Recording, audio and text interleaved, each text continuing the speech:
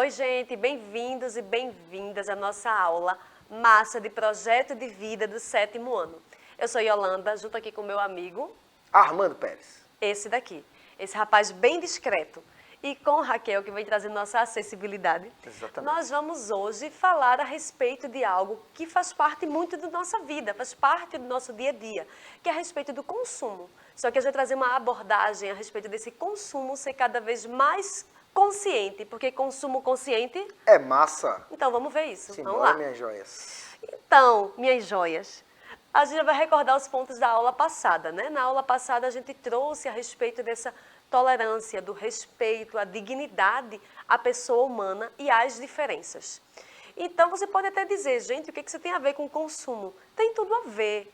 Nossos temas, eles estão entrelaçados. Então, se você perdeu essa aula, você volta, você avalia ela novamente, pergunta ao seu tutor, sua tutora, pode mandar questões para a gente também, que a gente gosta disso.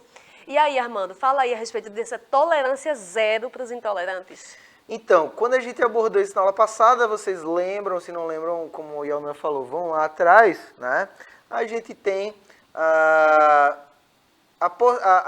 identidade das pessoas, ela tem que ser respeitada, né? Então, quando a gente fala de tolerância zero e a gente está fazendo essa menção à identidade, a gente está também refletindo sobre uma ideia de consumo. Por quê? Porque muitas vezes, hoje em dia, a gente começa a se identificar com coisas que a gente possui, né? Então, por exemplo, se tem uma pessoa que é ultra consumista, essa pessoa ela vai gerar mais resíduos, ela vai... Então, isso também é um tipo de intolerância, né? Assim, a gente... E aí isso está relacionado às pessoas ultra ricas e tal, né?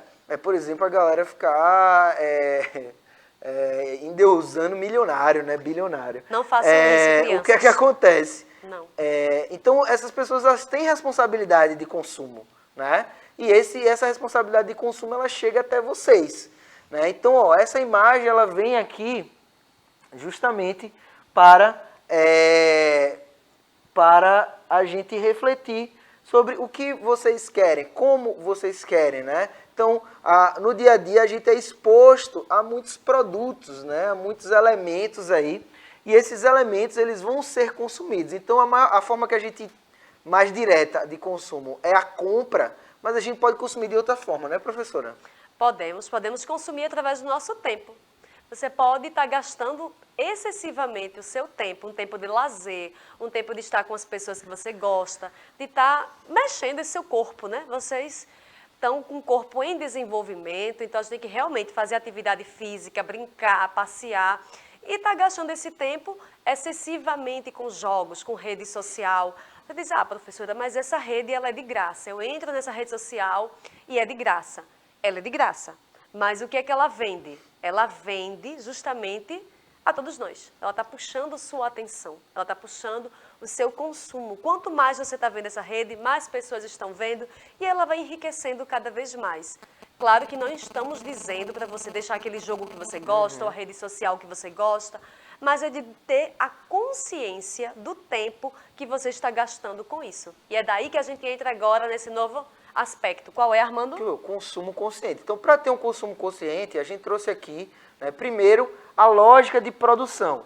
Então, entender que tudo que a gente consome, ele passa por um ciclo produtivo.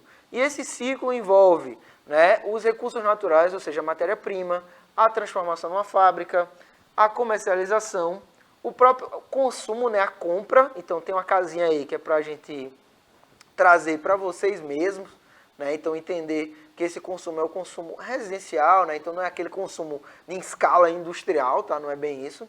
E o ponto final aí que seria o descarte, né? Mas a gente trouxe aí a reciclagem. Então, como é que a gente pode começar a exercitar o consumo consciente, professora? Então, a gente pode ter uma mudança de mentalidade, gente. Você pode até pensar, mas eu sou 7º ano, ou eu ainda não consumo nada, mas vai começar a consumir.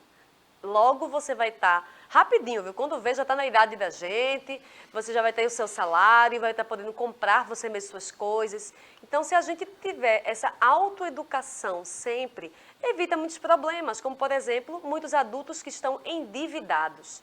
Então, se você começar hoje a pensar, desde você comprar um lanche, e você foi comprar aquele lanche naquela rede de fast food caríssima, que tem no mundo todo, que explora um monte de gente, aí pensar, olha, eu vou comprar lá ou compro o mesmo lanche de um produtor local do meu bairro, daquela pessoa que está vendendo aquela batata frita no meu bairro, e é bem mais barato. Então você começa a pensar, por que comprar, o que comprar, como comprar, de quem comprar, como usar, como descartar.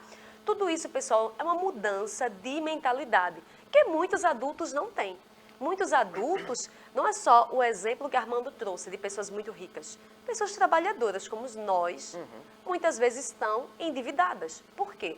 Porque foram convencidas de que precisam trocar de celular todo ano, de que saiu aquela camisa naquele tipo de loja que gosta, e aquela camisa muitas vezes é produzida no mesmo local que uma loja mais barata, mas uma simples etiqueta faz aquela camisa ser 100, 200 reais mais cara do que em outra loja.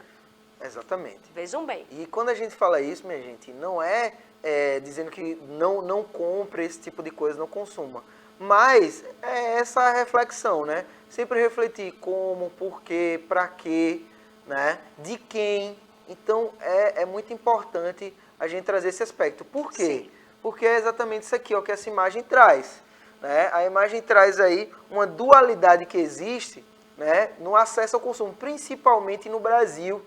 Né? Então, muita gente tem que consumir o mínimo ou ali muitas Restos, vezes né? catar, né? Então tem muita gente que vive disso.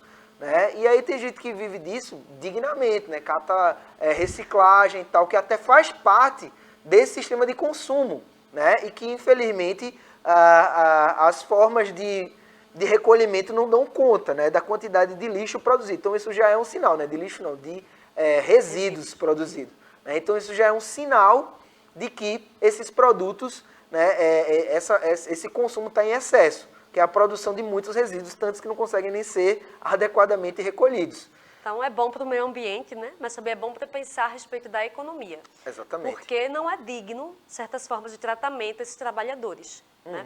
Então a gente pensar em cada vez mais em cooperativas, pensar em cada vez mais espaços em que as pessoas não precisem estar em situações de tanta desigualdade social, que essa seja a sua forma de viver a vida, gente. Exatamente. Vamos lá. Vamos seguir. Ó, do ponto de vista global para o ponto de vista local, tudo envolve consumo, tá? Sim. Então, por isso a ONU, ela pensou aí 17 pontos, né, que vão dos mais variados aspectos aí, desde igualdade de gênero, uso da água, até erradicação da pobreza, e também o 12 aí é sobre consumo sustentável. Esse consumo sustentável, ele vai acontecer, né? Ele tem que acontecer, tem que ser garantido desde a esfera nacional, ou seja, desde ali do poder executivo, de quem comanda e executa grandes orçamentos para justamente possibilitar o consumo a pessoas que estão nas diferentes camadas da sociedade. Né? Então, o objetivo 12, ele diz o seguinte, ó, assegurar padrões de consumo assegurar padrões de produção e de consumo sustentáveis. Então, resumindo aí o que está escrito, é justamente de que a ONU incentiva, né, que todo mundo tenha acesso ao consumo e que é dever dos poderes públicos e da sociedade favorecer esse consumo, tá? E que não seja de uma forma muito insustentável. Por isso a gente tem essa frase aqui, professora. Como ser sustentável em Recife, relacionando ao descarte. Fala aí para nós. Pronto, então é pensar assim na nossa cidade mesmo, né? Que como Armando trouxe, esses objetivos de desenvolvimento sustentáveis, ele não caiu do céu. Esses países que fazem parte da ONU, que o Brasil é um deles, se compromete nas políticas do dia a dia, poder trazer esse consumo sustentável. Então, pensar na nossa cidade é pensar, por exemplo, de que o rio Capibaribe, que corta a nossa cidade, muitas vezes, ele não é respeitado. Tá aí essa foto, né? Uma pessoa tirando o sofá de dentro do rio. Então, a gente tem cada vez mais pensar em descartes adequados desses resíduos. Não apenas para a economia, de que vai ter que ter a limpeza do rio, tem que ter um cuidado maior, mas também para o meio ambiente e para a nossa vida. Vamos lá? Exatamente. Então, faz parte, né, dessa educação, dessa ideia que está dentro da disciplina de projeto de vida, fazer com que vocês tenham hábitos de consumo mais conscientes, né, para ter uma saúde não só, né, por exemplo, saúde física mesmo, né, de até a gente querer só comer fast food, por exemplo, e tal, até uma saúde financeira, né, como a Yolanda tocou antes nesse ponto, né, de que muitas pessoas se endividam porque não têm consciência de como comprar, do que comprar e na hora de comprar. Então, dentro disso aí, a gente tem o desafio de hoje, que é essas 6 perguntinhas. A gente quer que vocês escolham 3 produtos que vocês, um que você consome em curto prazo, ou seja, você comprou e já consumiu, outro que você vai consumir em médio prazo, então algo que tem uma durabilidade maior, e um em longo prazo, quando eu for algo que dure mais tempo. E dentro desses 3 produtos, vocês vão responder essas 3 perguntas aí. Ou seja, essas 6 perguntas. Né? Ou seja, vocês vão refletir de forma consciente sobre todos os aspectos que envolvem o consumo desses produtos. Beleza? Tchau, gente. Até a nossa próxima aula. Tchau, tchau, galera. Beijo. Valeu!